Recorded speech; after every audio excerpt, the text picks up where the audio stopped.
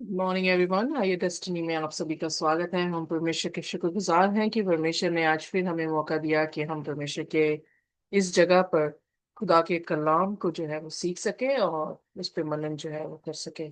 आज जो है हम लेव्यवस्था उसका 22 अध्याय जो है उसका शेष पार्ट जो है या भाग जो है उसको देखने वाले हैं। पर हम ऑलरेडी देख चुके हैं कि किस तरह से लेव अवस्था उसके 24 अध्याय में परमेश्वर जो है वो हैकल की केयर के बारे में, उसमें दीवट जो है 24 घंटे जलने चाहिए उसके बारे में जो है वो जिक्र किया।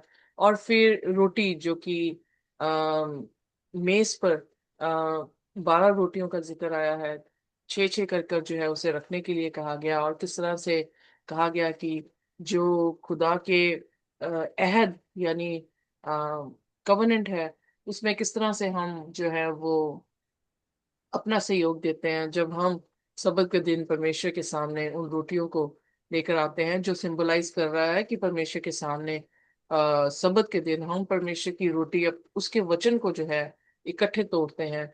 तो ये दिखाता है कि हम परमेश्वर के साथ जो है उसकी वाचा में सहभागी हैं। और फिर उसके बाद हमने अ, शलोमीत जो कि दान गोत्र से इब्री की बेटी थी, उसके बारे में देखा कि उसने एक मिस्री से शादी की है। और उसके बारे में जो है किस तरह से लिखा है ये देखते हैं आज। हमने 10 अध्याय तक 10 वचन तक जो है वो पढ़ा था। आज जो है हम 11वें वचन से जो है वो पढ़ना शुरू करेंगे। तो इससे पहले कि हम अपनी अगली आयतों में जाएं, अपने सिरों को झुकाएंगे और हम प्रार्थना में जाएंगे। हमारे स्वर्गीय खुदावन, हम आपके शुक्रगुजार हैं, धन्यवाद करते हैं प्रभु कि आप हमारे परमेश्वर खुदावन हैं।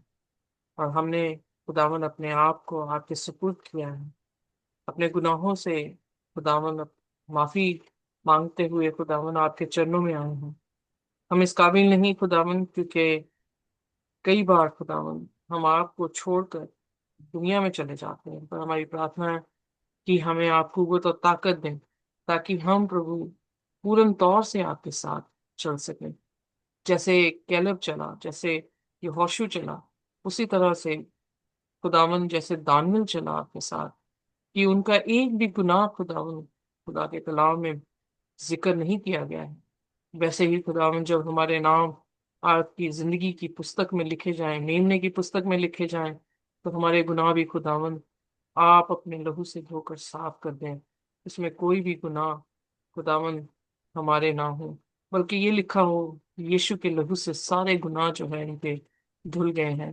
प्रभु हम आपके चरणों में आते हैं, क्योंकि खुदावन सिर्फ आप ही के पास वो जिंदगी के शब्द हैं जो हमें तसल्ली, इत्मीनान और खुशी बख्शते हैं, और कहीं नहीं मिलते हैं।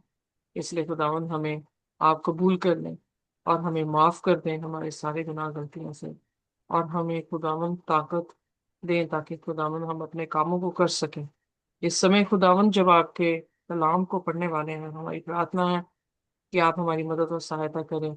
इस कलाम को समझने के लिए आप बोले हम सुने, आप बढ़े हम घटें, और आपका नाम मुबारक ठहरे। हम सभी को ब्लेस करें। इस प्रार्थना को यीशु के नाम से मांगते हैं, आमीन। आमेन। सो आइए देखते हैं उसका 11वां वचन। जी। जी। उन दिनों में किसी इजरायली स्त्री का बेटा जिसका पिता मिस्री पुरुष था इस इजराइलियों के बीच चला गया। और वह इजरायली स्त्री का बेटा और एक इजरायली पुरुष छावनी के बीच आपस में मारपीट करने लगे। और वह इजरायली स्त्री का बेटा यहोवा के नाम की निंदा करके श्राप देने लगा। यह सुनकर लोग उसको मूसा के पास ले गए। उसकी माता का नाम शिलोमीत था, जो दान के गोत्र की दिब्री की बेटी थी। ओके, सो यहाँ पर हमने ऑलरेडी जो है वो देखा कि जब हम पहले पढ़ रहे थे तो खुदा के हैकल के बारे में बोला गया, और किस तरह सबक जो है उसमें शरीक होना हमारी तरफ से कैसे है कि हम उसकी वाचा में शरीक होना, कि उसके सबक के दिन उसके घर में जो है उन रोटियों को याजक जो है वो खाया करते थे।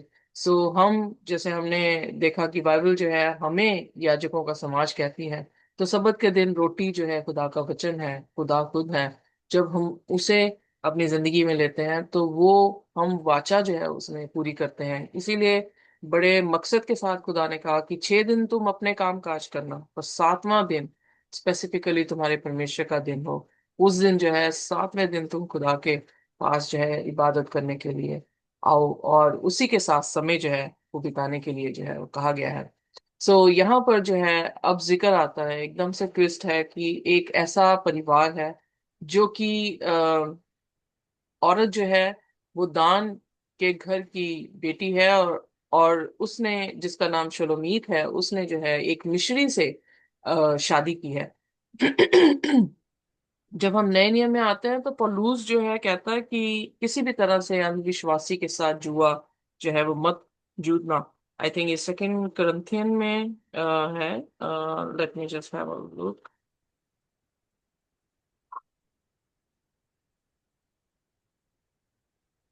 Second Corinthians chapter 6 verse 14। पढ़ते हैं सिस्टर।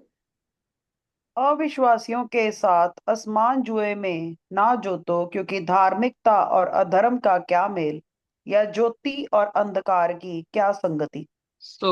यहाँ पर जो है पौलुस, अगर हम 14 से 16 तक पढ़े तो बड़े उसी चीज को जो है एक्सप्लेन कर रहा है। वेल, हम जानते हैं कि जो इजरायली थे वो मिस्र से निकल कर आए थे, पर उनके साथ कुछ मिस्री भी जो थे साथ में आए थे। यहाँ पर जो है एक तरह की मिक्स मैरिज हुई है, और मिक्स मैरिज होने के कारण जो उसका बेटा है वो परमेश्वर की जो है वो निंदा कर रहा है। एग्जैक्टली सेम ही पिक्चर हमें देखने को मिलती है जब हम 7 कलीसियाएं देख रहे थे प्रकाशित वाक्य में, कि 7 कलीसिया में जो है जब कॉम्प्रोमाइज किया गया परगमस की कलीसिया में, तो वहां पर जो है शादी जो प्योर चर्च है वो किसके साथ कर रहा है? वो बाबुल के साथ कर रहा है। और क्या हो रहा है उसमें से जो रिजल्ट निकले हैं या आउटकम निकले हैं, वो आउटकम ये है कि वो जो लोग हैं वो खुदा की निंदा जो है वो कर रहे हैं। कल भी हम जो है बाइबल जब पढ़ रहे थे तो हमने प्रकाशित वाक्य का जो है अध्यायों के ऊपर जो है अध्ययन किया। तो हमने देखा कि जो 13वें अध्याय में एक पशु की बात की गई है, जो कि दानियल उसके 7 की 17 में जो है पशु एक राज्य को दिखाता है। तो वो पशु जो है परमेश्वर की निंदा जो है कर रहा है। परमेश्वर की निंदा एक्चुअली है क्या? परमेश्वर की निंदा, जब हम मरकुस उसके 2 अध्याय में पढ़ते हैं, जब यीशु मसीह के पास जो है एक धर्म का मारा 4 दोस्त लेकर आते हैं, तो प्रभु यीशु मसीह उनसे कहते हैं कि हे पुत्र, तेरे पाप क्षमा हुए। और फकीर फरीसी ये कहते हैं ये तो खुदा की निंदा करता है। क्योंकि निंदा करने का मतलब क्या है बाइबल में? कि जब आप किसी के पाप क्षमा करने का दावा करते हैं। सो स्त्री जो कि यहाँ पे शलोमीत है, वो मिश्री के साथ शादी कर रही है, और उसकी औलाद जो है वो परमेश्वर की निंदा कर रही है। परमेश्वर की निंदा करना यानी कुफर बोलना, या फिर ये कह सकते हैं कि जो खुदा की जगह ले ले या खुदा होने का दावा करे, उसको जो है कहा जाता है कि परमेश्वर की निंदा कर रहे हैं। और फिर क्या होता है कि जब वो निंदा कर रहा है तो उसे मूसा के पास जो है वो लाया गया। And that is very beautiful thing कि कोई भी इंसान जो मसीहत में आता है, और अगर वो किसी भी तरह से अपने दावा करने लग जाए कि वो खुदा की जगह में बैठ गया है, वो दावा करने लग जाए कि वो उनको चंगियाई देने वाला है। इसीलिए मूसा जो है वो मुल्के कनान में क्यों नहीं गया? क्योंकि परमेश्वर ने मूसा से क्या कहा था कि तू सिर्फ पत्थर से कहना, उस चट्टान से कहना। पर वो उस जगह पे क्या कह रहा है? उस जगह पे वो कहने लगा, आज मैं तुम्हें पानी जो हूं वो पिलाऊंगा। पानी देने वाला कौन था? मूसा नहीं था, खुदा था। पर जब हम वो शब्द बोल देते हैं कि मैं करूंगा या मैं करवाऊंगा, तो वो हम क्या कर रहे हैं? कुफर बोल रहे हैं। हम खुदा की जगह में जो है अपने आप को रख रहे हैं, और इस तरह से वो एक ब्लेस्फेमी या कह सकते हैं खुदा की निंदा के रूप में जो है वो देखने को मिलता है। यीशु मसीह ने कहा कि मैं क्या क्या मुश्किल है ये कहना कि हे पुत्र तू उठ, या ये कहना कि तेरे पाप क्षमा हुए।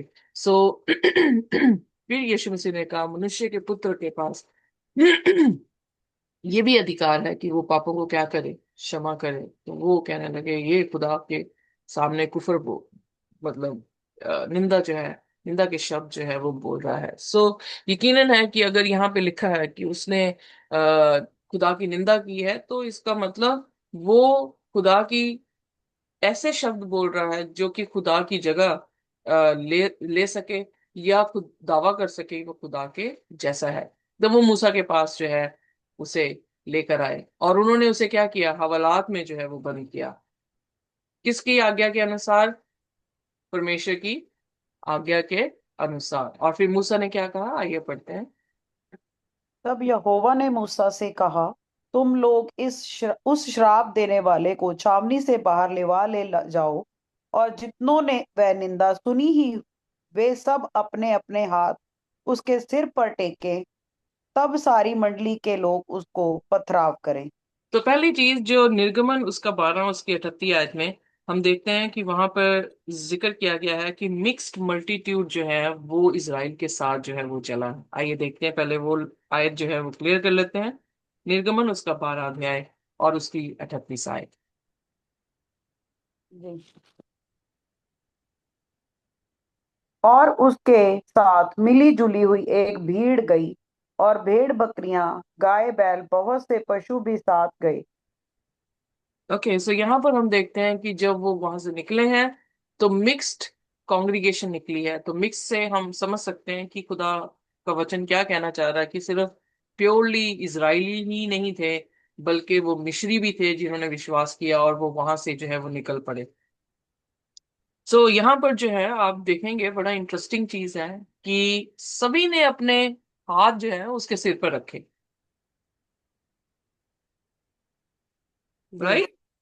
सो जी। जी। इसका क्या अर्थ है, क्यों उन्होंने जो है वो हाथ जो है सिर पे रखे, आइए देखते हैं व्यवस्था विवरण उसका 17 अध्याय उसकी 6 से 7।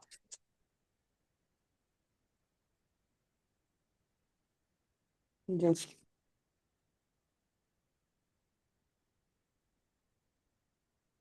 जो प्राण दंड के योग्य ठहरे वह एक ही की साक्षी से ना मार डाला जाए, किंतु दो व तीन पुरुष की साक्षी से मार डाला जाए। उसके मार डालने के लिए सबसे पहले साक्षी के हाथ, और उसके बाद और सब लोगों के हाथ उन पर उठे। इसी रीति से ऐसी बुराई को अपने मध्य से दूर करना।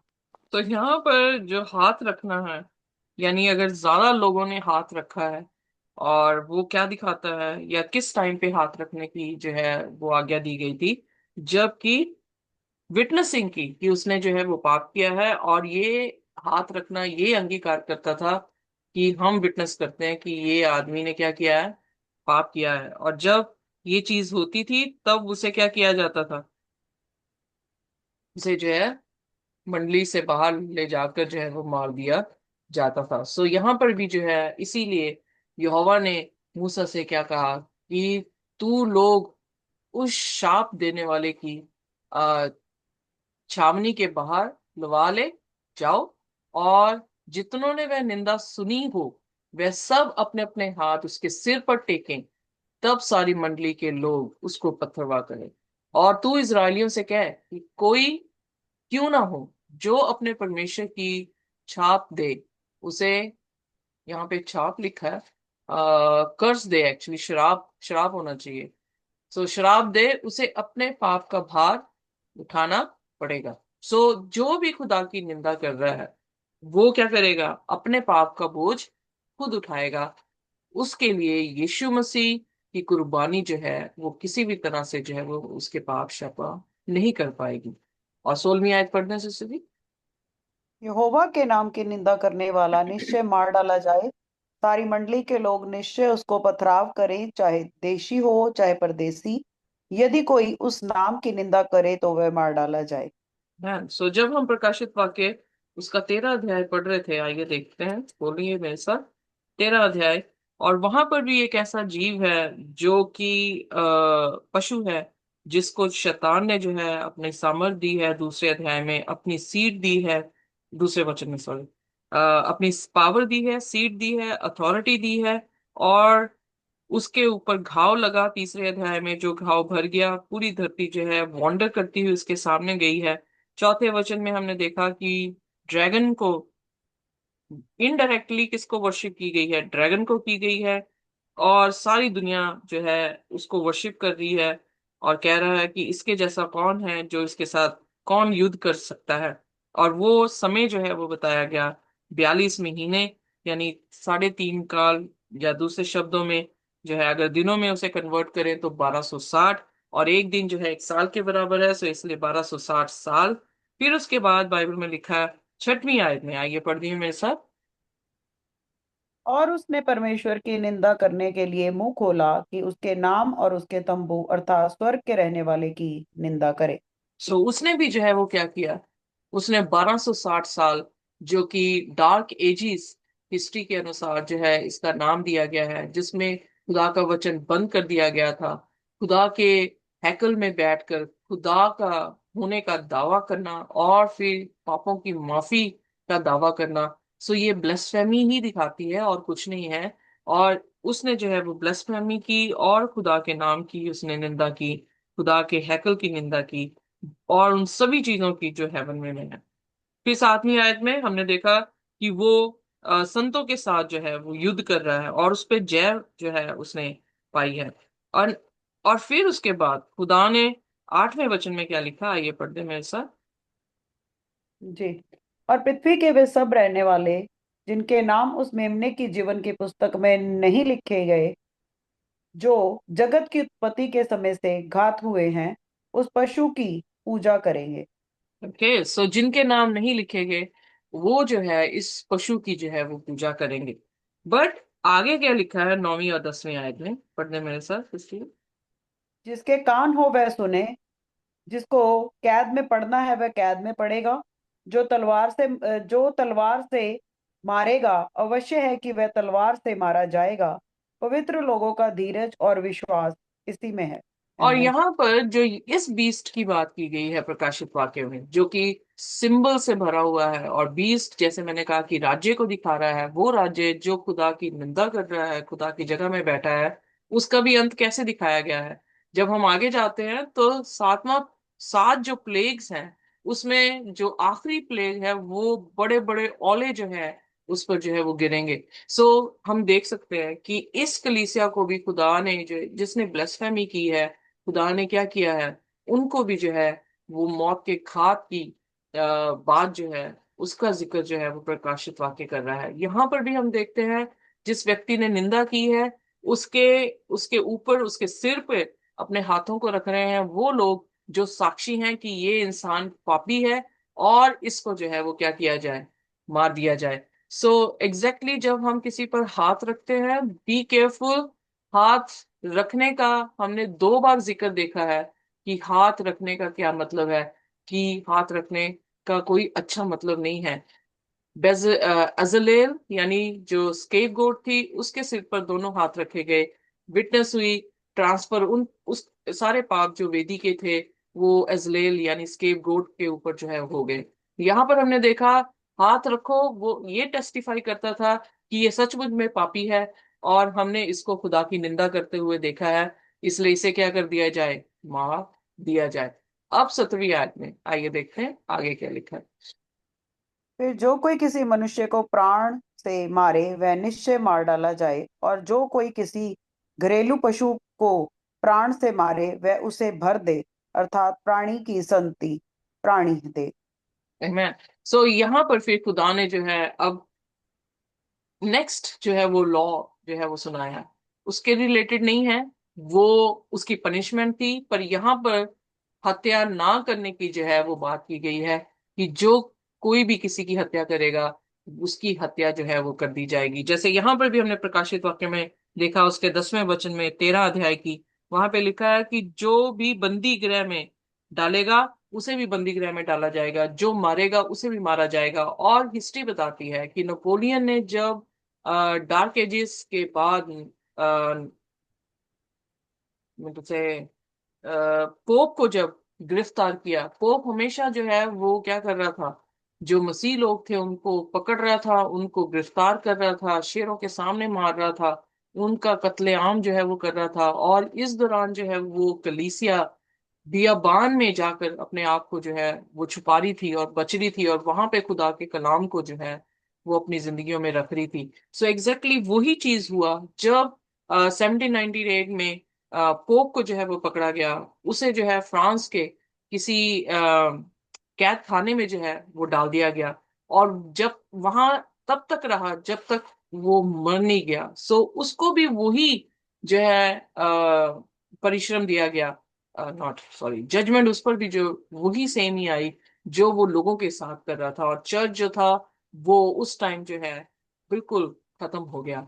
और उस समय के जो न्यूज़पेपर थे वो यही कह रहे थे कि कैथलिक चर्च को जो है वो घाव लगा है, जो एग्जैक्टली प्रकाशित वाक्य 13 अध्याय और उसकी 3 आयत से 4 आयत में जो है वो बयान किया गया है। सो ये खुदा की जजमेंट है, और ये शुरुआत से ही खुदा जो है अपने हुक्मों के ऊपर स्थिर है, और वही हुक्मों के अनुसार जो है वो सभी को बदला दे रहा है।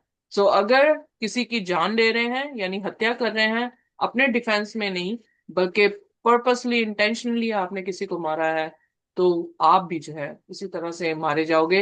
ये खुदा का हुक्म है। और फिर जो पशु हम ऑलरेडी देख चुके हैं निर्गुण की पुस्तक में कि अगर कोई पशु किसी का भी जो है वो उठा रहा है या उसे मार रहा है, तो उसे उसको जो है वापस करना होगा।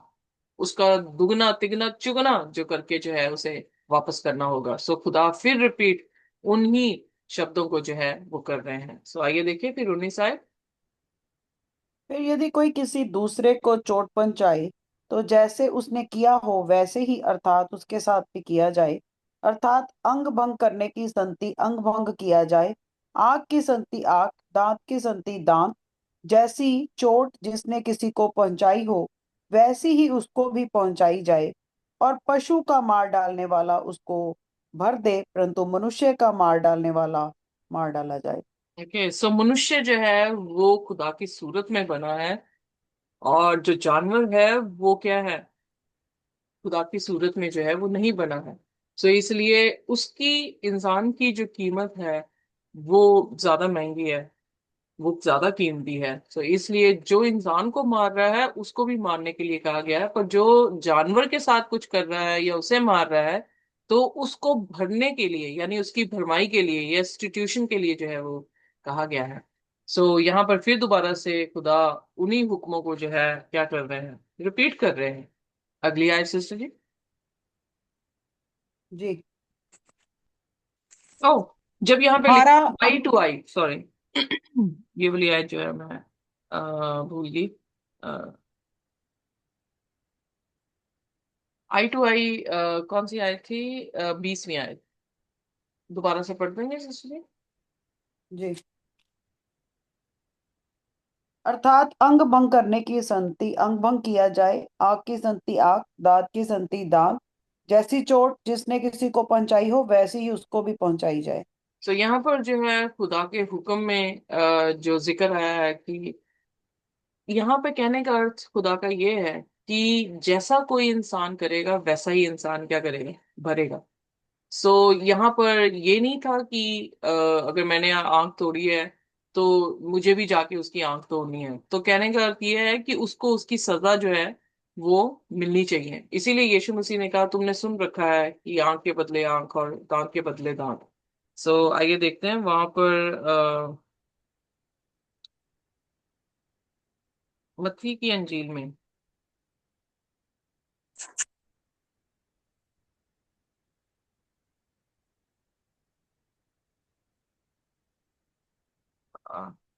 Give me minute.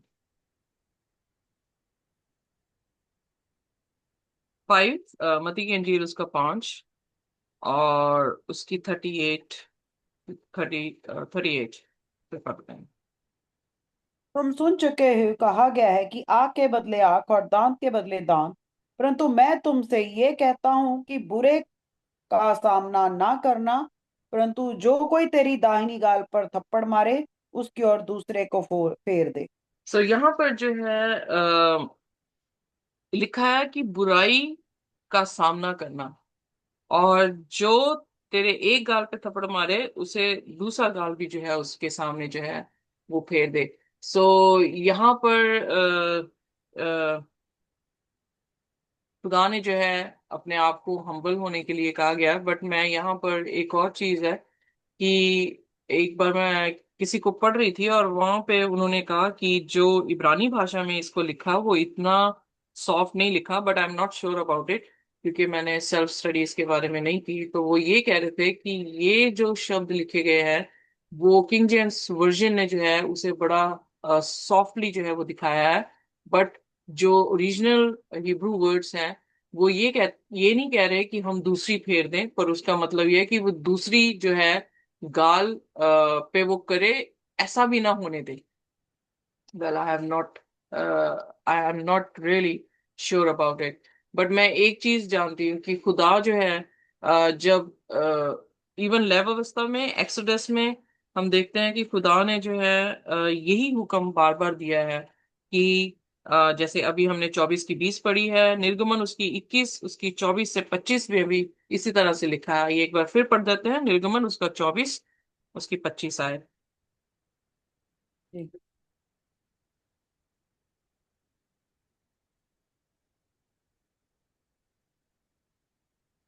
24 की। 25 21 उसकी 24 और 25 आए। जी। और आंख की संति आंख का, और दांत की संति दांत का, और हाथ की संति हाथ, और पाँव की संति पाँव का, और दाग की संति दाग का, और घाव की संति घाव का, और मार की संति मार का दंड हो। तो यहाँ पर हम देखते हैं कि जब हम 24 अध्याय में पढ़ रहे थे कि जो कोई बुरा करेगा उसका जो है उसे भरमाई करनी पड़ेगी, तो यहाँ पर ये ऐसी चीजें हैं जिसमें खुदा ने कहा कि उसकी भरमाई, क्योंकि उसने इंसान को टच किया, यानी खुदा की इमेज जो इंसान की है, जब उसको हानि दे रहे हैं तो उसमें कोई भी किसी भी तरीके से जो है वो क्षमा का जो है वो पात्र या क्षमा का जो है वो कोई भी साइन जो है वो दिया नहीं गया है, अनटिल अनलेस कि हम उस पाप की माफी मांगे, प्रभु यीशु मसीह की कुर्बानी को कबूल करें और फिर वो पाप दोबारा ना करें, तब हम पर जो है आकर क्या होती है, दया जो है वो होती है। तो इसलिए यीशु मसीह ने कहा तुमने सुन रखा है, पर मैं तुमसे ये कहता हूं कि तुम बुराई को क्या करो, उसको रेसिस्ट करो, यानी हम बुरा ना ही करें। तो वो बात जो है वो ज्यादा अच्छी है। अगर कोई गलती से तुम्हारे गाल पर थप्पड़ मारे तो दूसरी भी गाल फेर दो कि दूसरा इंसान, क्योंकि जब वो ये बातें कह रहे थे तो वो ये कहने की कोशिश कर रहे थे प्रभु यीशु मसीह की दूसरा इंसान ये देखकर कि इसने अपने आप ही फेर दी है, दूसरा इंसान हैरान होगा कि ये क्या जो है वो कर रहा है। और उस सेकंड में जब वो इस चीज में, क्योंकि जो गुस्सा है या लोग सुसाइड करते हैं सिर्फ सेकंड्स की बात होती है, अगर उसी सेकंड में वो एक्ट कर दें जब उन्हें गुस्सा हो और बड़े निराश हो तो वो सुसाइड कर लेते हैं। पर अगर थोड़ा सा टाइम उन्हें दे दिया जाए, उनकी माइंड को डाइवर्ट कर दिया जाए, तो वो क्या होता है, वो उस पाप को करने से जो है वो रुक जाते हैं। सो इसलिए ये एक्शंस ऐसे हैं कि आप दूसरे इंसान को थोड़ा टाइम दे रहे हैं सोचने के लिए, और उतने ही टाइम पीरियड में जो है वो दूसरे इंसान की अक्ल जो है वो वापस आ सकती है और वो जो है इस काम को करने के लिए अपने आप को रोक सकता है। तो रिसिस्ट करने को कहा गया कि बुराई को रिसिस्ट करें।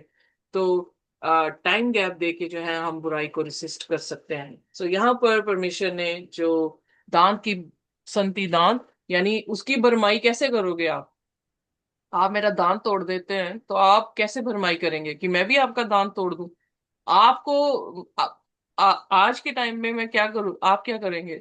मैं आपको सू करूंगी और आप पैसे देंगे कि मैं अपने दांत जो हूं वो बेशक अब आर्टिफिशियली लगेगा, पर मैं अपना दांत जो हूं वो आर्टिफिशियल लगा सकूं। सो इसलिए इंसानों की भरमाई जो है वो करनी बड़ी महंगी है। मतलब उसके लिए दंड आपको वैसा ही दिया जाएगा जैसे आपने दूसरे, इसीलिए यीशु मसीह ने कहा जैसा तुम चाहते हो कि दूसरे तुम्हारे साथ व्यवहार करें वैसा ही तुम भी उनके साथ व्यवहार करो। सो वो इसी पे था कि अगर तुम दूसरों के लिए बुरा करोगे तो तुम्हारे साथ भी वही होगा।